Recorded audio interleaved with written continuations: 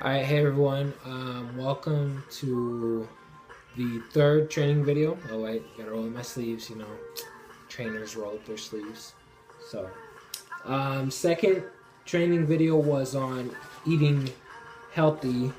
Alright, hey everyone, welcome to the third training video. Oh wait, gotta roll in my sleeves, trainers roll up their sleeves.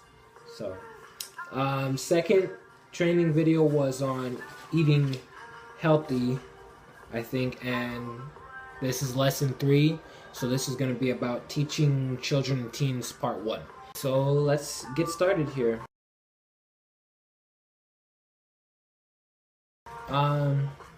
Main thing when teaching children is be sure to communicate with them. And you want to communicate with them in a way that engages them and makes it fun, what you're teaching fun. So that way the children actually want to learn what you're teaching. One thing that I can really say, a huge tip, is just teach your members how you want a teacher to teach you. So, we all have that teacher that we wish would teach us a certain way. Teach your members that way. And hopefully they understand it. Respect every single one of your members' abilities. Some are going to have abilities, some are going to have disabilities.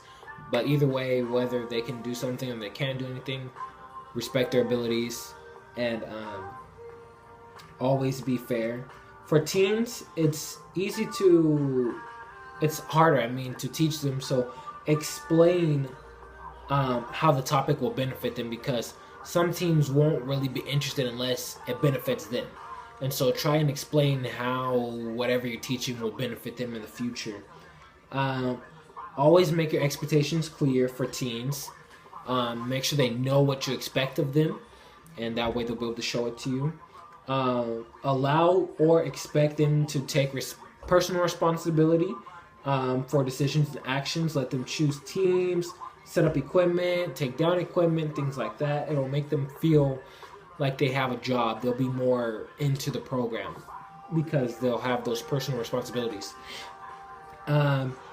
Like I said, make sure your teams are always fair. I know that it's hard to always be fair, but at least try your hardest to make it at least somewhat fair. This can be more motivational than a lecture. Allow them to work in groups. This gives them a chance to express their creativity. So yeah, if you give your members a chance to work in groups, that gives each member a better chance to express their creativity, according to a lot of teachers and things like that, I guess. But we will offer time for the older teams to teach the younger teams. Probably towards the middle or the end of the program, we'll allow them to teach the things that they've learned, and then we might even let the younger kids try and teach the older kids things that they learned. It's kind of an academic thing. I don't know. We'll talk about that more as the program starts. So yeah. Listen to your members. Always allow your members to brainstorm and try your hardest to incorporate all of their ideas into the lesson or future lesson. So always listen to every member. If you ask, okay, what do you guys want to do today? Make sure you listen to every member. And even if you don't do what they want to do today, take notes about it on your clipboard and try and put it into a future lesson or something. I don't know why my phone keeps stopping the video. So, hold on. My notes got all messed up. During times of decision making, break teams up into smaller teams so each member's voice can be heard. Once they've all made a decision, have the team's spokesperson explain the high points of the discussion. So that's kind of for all the age range groups. If there's a big decision to make, like, okay, for instance, the fun activity of the week, we'll talk about that later. If you want to kind of brainstorm with your team, you can split your team up into 2 groups. Have each group brainstorm, and then after 5 minutes, have the spokesperson of the group just explain the main ideas. That way, each member of the program has an opportunity to speak their mind instead of just hiding in the back and not being able to say what they want to say. So obviously, when you're being a teacher, it's hard to keep your members' attentions at times. So my personal opinions on how to keep your members' attention is, one, be funny. Don't be too serious. If you're just like, okay, today we're going to learn about how to be healthy. Who here, like, that if you had a teacher like that, you would not pay attention. But it's always those teachers that are fun and funny and make the activity fun that you actually remember the stuff and you want to be in that class. So you want to do that with your members as well. Make the activity something that you'd enjoy. Put yourself in their position. How would you feel if you're in their position? Would you be having fun or would you be bored? That's a good note to take down. Remember that. You don't have to do this, but I would probably do this because I'm weird. Try to make songs that are easy to remember. By making a song, the students will remember the song and not realize that they're actually remembering the material. So, for instance, if you have Miss Piper, you probably know this. Hold on, let me pause the music. Let's see. X equals to negative b plus or minus the square root 4, something like that. I don't know, but it's a pretty catchy song, and so it helps me remember the math thing. So if you do that too, it'll help your members remember the song. I guess my phone's running out of space because it keeps stopping my videos. So if this video is weird, it's because my phone is stopping it. So participate with them. Well, it is a requirement that coaches participate with their teams. You can't be like, okay, you guys go play soccer and then just stand there the whole time. You have to participate with their teams. You don't have to fully get in the game and participate with them, but try and participate them. You do it, they'll want to do it too. If you lose team attention, just be random. That's something that I would do. Be random. Start singing, or playing a popular song that's around. Like if you start playing, I can start my music again. If you start playing, I don't know, something that'll catch their attention. Start that. Start acting out with your co-coach. You guys just start acting out something random. It'll get your members' attention. Be funny. Start a random game of freeze tag. Once everyone starts playing, yell freeze. Boom. Everybody's frozen. Everybody's looking at you. You have their attention. Reverse psychology right there. But of course, if all this fails, you can blow your whistle to get your team's attention. But never blow your whistle 3 continuous times. You'll learn about that in a future lesson. 3 continuous whistle blows is actually code for 3 whistle drop and go, which means that there's an emergency and that every member has to move to the emergency meeting area. So just blow your whistle 1 or 2 times, get your team's attention. If members refuse, call for assistance.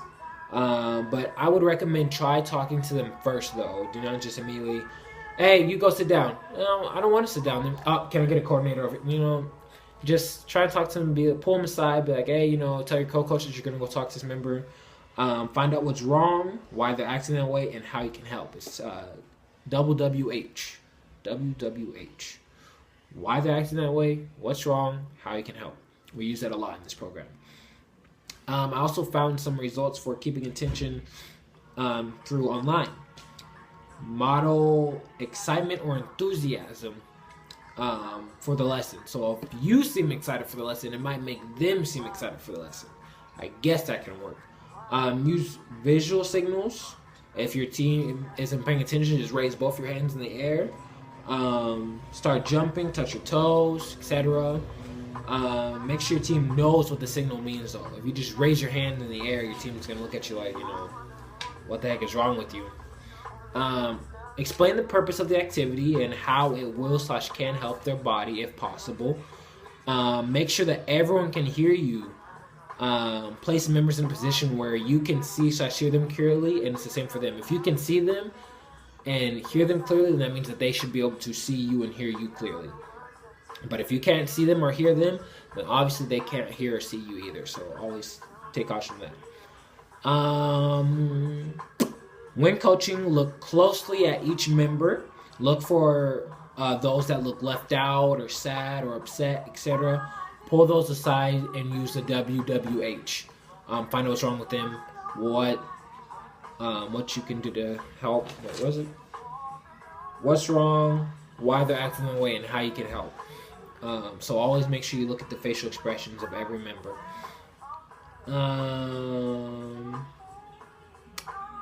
Vary the way you ask questions. If you are wearing earrings, this question is for you. Something like that. It was off of online, so like if you ask a question, be like, okay, everyone who's wearing earrings, answer this question or something like that. Saying I don't know is always okay. If a member does not know something, don't be like, oh, you should know. You've been, I've been teaching about this. Sorry, I'm babysitting. So if they say I don't know, then that's okay. Some ways to make the learning experience fun. Interact with your team. Like I said, participate with them. It'll make it fun. Play music and dance with your team. Sing to them or with them. One of the main things we want to do this summer is build connections with each of our members. So build connections with them. They'll feel more comfortable around you, and that'll come in handy. They'll be able to tell you more things. And try and encourage all members to build connections through various activities. We want to make sure that the CAFP is a place where everyone feels comfortable and everyone is someone, and that everyone gets along. So we're going to try and help build connections through many different activities. So that's pretty much everything for this particular lesson. Yeah, I'll see you guys next time for lesson 4, which is, I think, hold on, let me check for you guys, so you guys know what to expect. Oh, that's the wrong lesson plans. Lesson 4 is basic workouts and activities. Not that fun. Lesson 5 is more interesting. It's program operations and administration. Sounds boring, but it's pretty fun. Talks about how the enrollment process works, what a MIR is, how to use your radio. For those of you that don't know how, let me just show you what they look like.